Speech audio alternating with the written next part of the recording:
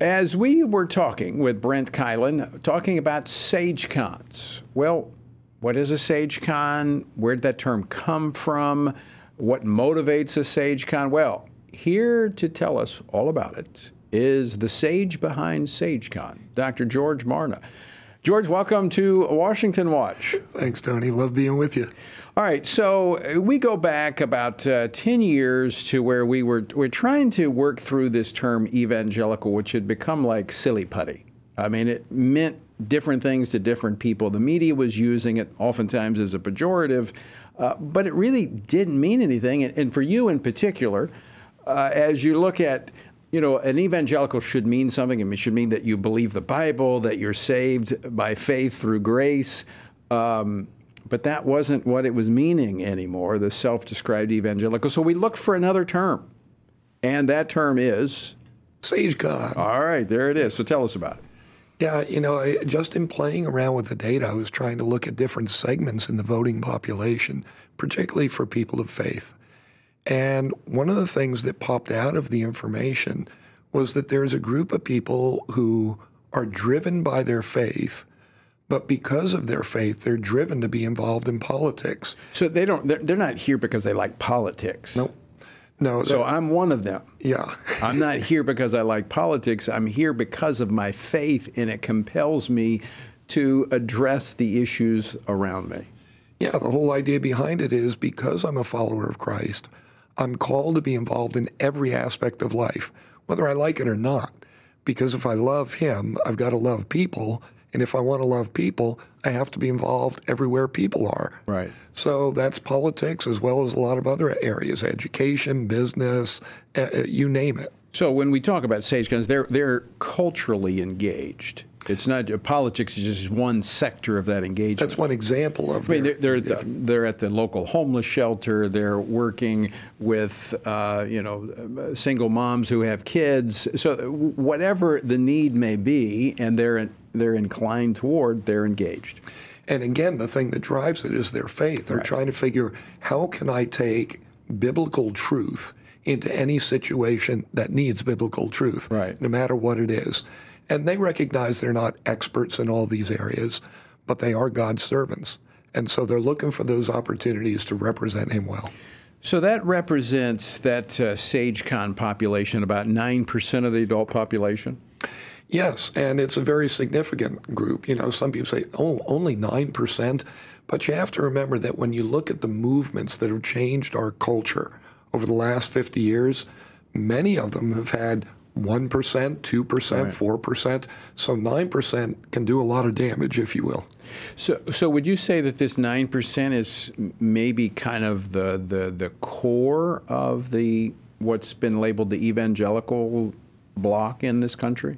I would say it's the core of Bible-believing Christians in America who don't want to just sit and tell other people what to do, but they want to make things happen. They have real ideas about how the world can change for the better, and they're going to pour themselves into it. So 9% of the adult population, but they tend to be higher in representation when it comes to the engagement. They were, if I'm not mistaken, about 14% of the vote in 2020? 2020, right. And then when you look at the percentage of the vote, they vote conservative primarily. They were almost a third of Donald Trump's overall vote. It was huge. In fact, 99% of SageCons turned out to vote. Is there another demographic that votes at that level of turnout? Tony, I've been doing this in politics for 40-something years now. Been involved in a lot of national elections. Worked for 4 presidential candidates. I've never seen anything like that. So it's unprecedented, but it's because, again, they feel that this is an urgent time. This is not a time to sit back. If you care about the country, if you care about the kingdom, you got to dig in. So I'm sure that those on the left don't know the term SageCon, although they are learning as they watch the program here. But they do know this demographic, and this demographic concerns them because this was the demographic that the media was repeatedly attacking during the Trump administration. And they continue to do so because this group is not going away. Right. This is a group that feels it can't go away. It's compelled by their faith. Okay, so how are they discouraged? How can the left succeed in discouraging them and isolating them? Well, number one, by taking away all their freedom, not giving them the opportunity to communicate with each other, to communicate with the country. So that'd be like the deplatforming. Absolutely. I mean, the left is not stupid. They know what they're doing. I don't agree with what they do. All right. But, I mean, they're very strategic. Yeah. And they do cooperate with each other. Okay, so if you have this huge population that works together, I mean, not necessarily coordinated, but they think alike, so they act alike. But they also, I mean, any movement like that has leaders, whether formal or informal leaders. And so they look to particular people or voices that affirm and encourage them. Is that, would you say? Absolutely. Yep. So in your recent data that you looked at SageCons, you looked at who they look to in the media for kind of trusted sources. I'm not going to talk about present company because we were in that list, but I want to go to those that were higher than me on the list.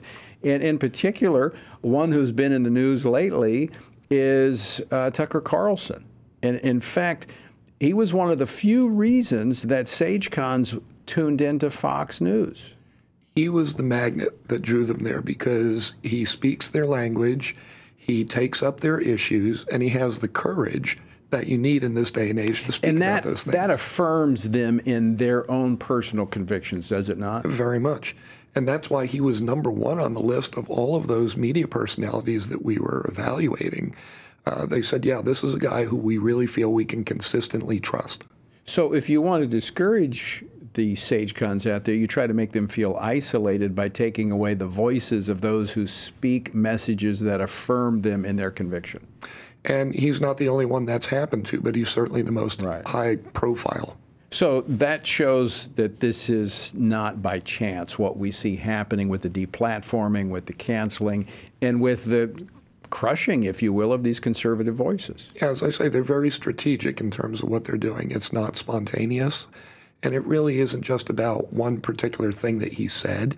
Right. You know, I mean, this is about what he stands for and his willingness to tell the truth. Truth doesn't sell with the left. Yeah. So, folks, are you a SageCon?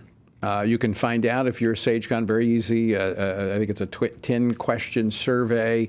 Text the word SageCon, that's SAGECON, to 67742. That's 67742. You'll get a link, you take it, and you'll almost immediately get a response back based upon the quiz or the survey that you take. Again, SageCon, SAGECON. That stands for Spiritually Active, Governance Engaged, Conservative.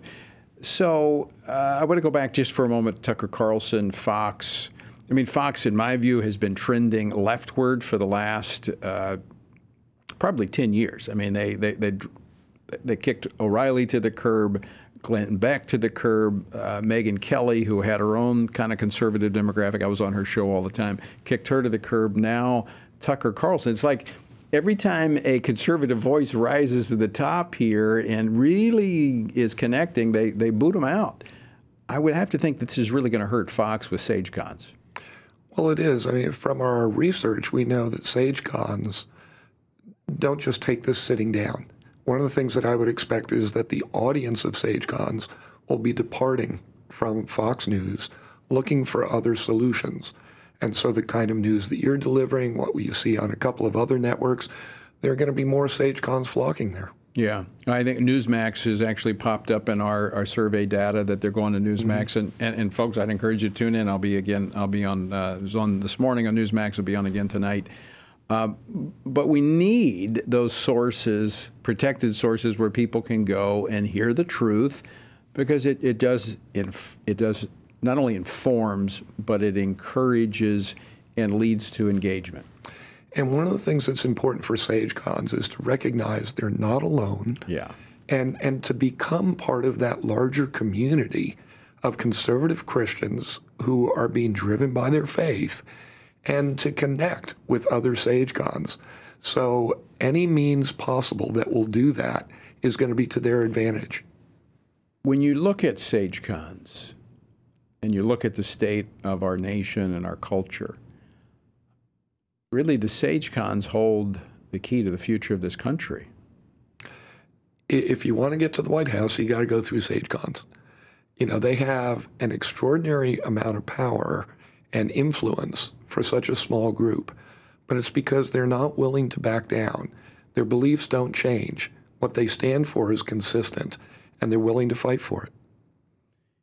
We need to multiply that number. Amen. So we need to increase the number of SageCons. So folks, take the survey and feel free to share that. It'll still be active after the program today.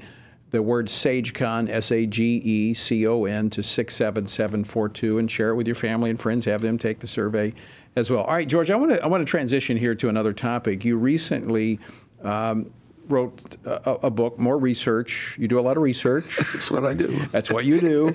And I like to read research. This was on millennials, and you identified 4 areas of crisis in the lives of millennials. Tell us about it. Well, one of those is that you find that 75% of millennials, which, by the way, we define as a group born between 1984 and 2002, so currently 21 to 39 years of age. Largest generation in America's history, our primary parenting generation. 4 biggest issues they're struggling with. Number one, no sense of purpose in life. 75% say, I don't know why I should get out of bed in the morning. Think about the impact of that on a family. Secondly, you've got a majority of them who admit that every day they're struggling with mental health issues, severe depression, anxiety, fear, these kinds of things. And what does that look like in reality? The highest suicide rate of any generation we've ever seen. Add to that a third issue where they believe that relationships are vitally important. They want to be connected. They want to belong. They want to be part of a community. But they say it's not working. It's not happening. Now, part of that has to be traced back to their own selfishness, if you will, the narcissism of the generation, where they believe that everything is about me. And if you want deep relationships, it can't all be about you. Yeah. And fourthly, of course, that relates to their other issue, which is their faith issue, their worldview. And we know that this is a generation among all adult generations that has the lowest incidence of biblical worldview. Don't all those other issues flow from that fourth issue? Absolutely. That is the foundation of it all. And so when you say life is all about me, well, what are you denying? God. The existence and the primary nature of God. And who gives us purpose and meaning? Everything that they're struggling with. Yeah. And, you know, you even look at something like mental health, and some people say, well, you know, you can understand that because of the nature of the culture. No. You have to look at this as a reality of, you've said there is no God, therefore I'm in control. My goodness, I'd have depression and anxiety and fear if I believed that as well. Yeah. So if you want to solve it, it's not a matter of getting the right medicine. It's a matter of getting the right theology. As a society, we bear responsibility in this because we've raised and are raising children with this idea that there is no God, that, you know, all right, if you want to do that, that's fine, do it on your own time, but here we don't allow that. And there's this marginalization of faith. And so the very thing that can provide the meaning and purpose to life, the strength for difficult times, we're depriving children of. I mean, Tony, consider the fact that this is a generation, first time in America's history, where you have a larger proportion who are in the don'ts category, those who say they don't believe that God exists, they don't know if God exists, or they don't care if God exists. 40% compared to only 34% who believe in the God of Israel. We've never had anything like that previously. But then think about what that means for parenting this upcoming generation. Yeah. You can only give what you have. And if they don't have a belief in God, they're certainly not going to pass that on to their children. And so the children are operating in a deficit position from day one. There's so much work to be done by the church, and this is my story, going back to being born into an unchurched home, of being invited to a church for a vacation Bible school.